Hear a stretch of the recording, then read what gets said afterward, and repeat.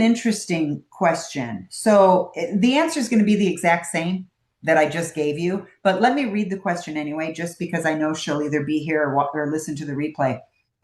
She was going through some old journals, and she was, it sounds to me like she was trying to do some healing work, and she wanted to kind of throw out some of the old stuff, but there was a couple really vulnerable entries that she hung on to, and she shared them with her spouse, her husband, who was the unfaithful partner. And I don't know any more details other than this. I don't know how many or how long or anything like that. But anyway, the issue was that he blew her off.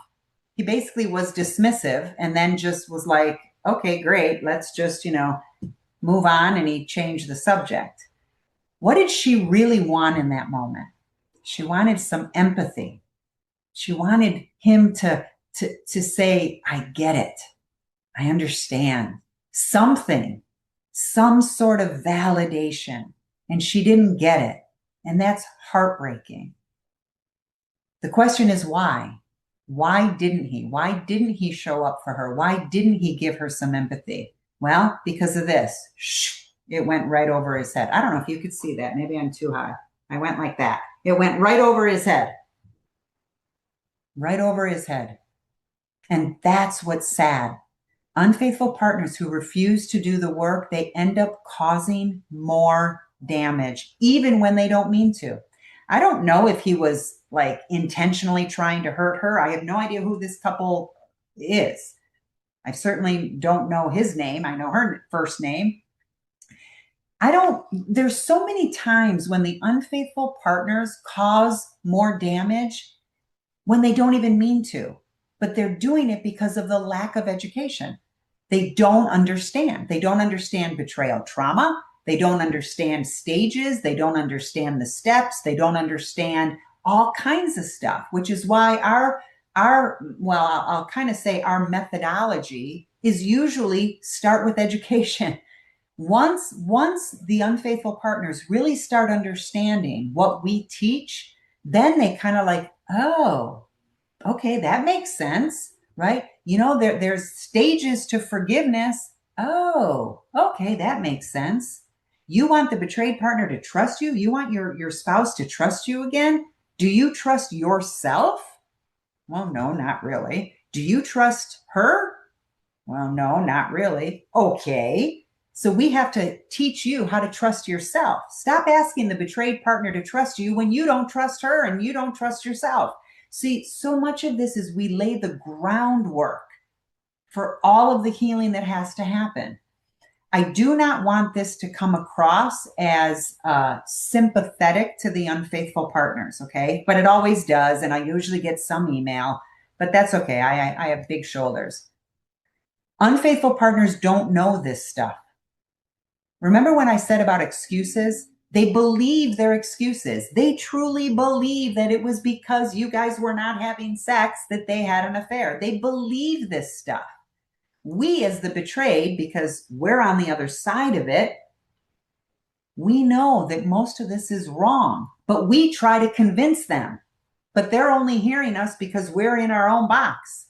They have to hear this stuff from professionals. I don't know any other way to say it.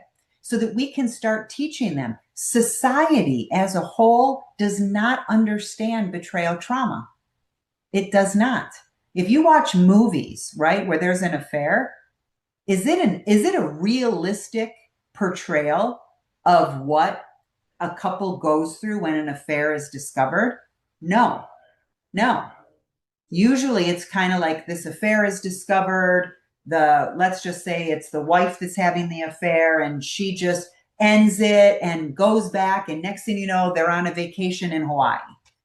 Okay, what about the triggers? What about the ruminating thoughts? What about the Hollywood movies playing in her husband, the betrayed in that case, mind, right?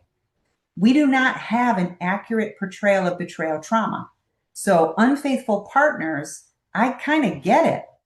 They're living in the land of excuses because nobody's telling them that they have to go deeper.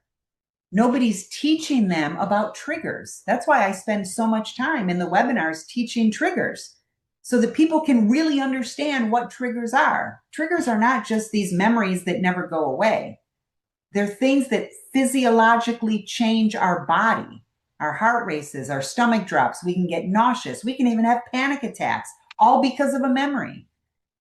We need to start educating people that betrayal trauma is real, and we have to respect it.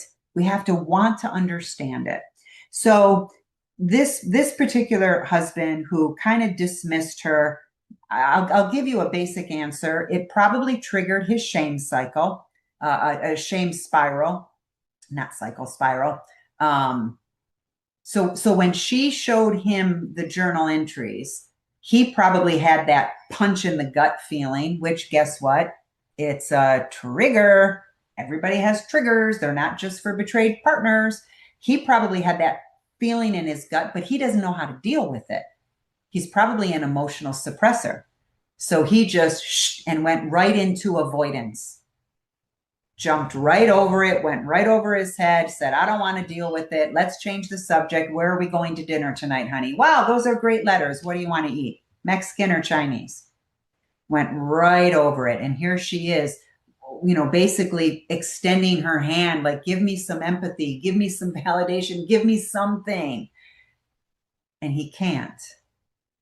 There's an analogy that I use, and I know I just hit our hour mark, but there's an analogy that I use. The betrayed partner wants $10, right? You're asking for $10. Give me some empathy. Give me some validation. Tell me that you understand how much pain you've put me in, right? They want $10. The unfaithful partner only has a $5 bill in their pocket. It doesn't matter what you do. You can beg, you can scream, you can cry, you can rage, you can put a gun to their head. If they only have $5, that's all you're getting. You're never going to get the $10 that you want. If an unfaithful partner is not doing the work to understand their avoidance patterns, to work through their emotional suppression, there's a lot of common denominators with unfaithful partners, right? Their intimacy, anorexia, their lack of communication skills. I mean, the list. I won't say it's endless, but there's a big list, right? If they don't work through all of that, you're never going to get what you want. You're asking somebody that only has $5, you're asking them for 10. They may want to give you 10, but they don't have it. They have to learn it. They have to do the work. They have to do whatever it is, courses, therapy, whatever it's going to be. Betrayed partners will never have a healthy relationship that they're looking for, and I'm very proud of the marriage that my husband and I have today. And again, we're talking 6 affairs and cheating while we were dating. But the number doesn't matter. He could have had 1 affair. He could have had 30 affairs. He could have been a sex addict and had hundreds of prostitutes. I don't know, right? I mean, I do know that didn't happen, but what I'm saying is the details of what happened do not determine what you can have on the other side. What is going to determine what you have on the other side is the level of effort that each person puts into their own healing journey. If my husband had not done the work, eventually I would have woken up, I hope, and I would have said, enough, I'm divorcing you. He chose to do the work. He did his work. I did my work. This is why our motto here is individual therapy. We don't even see couples together.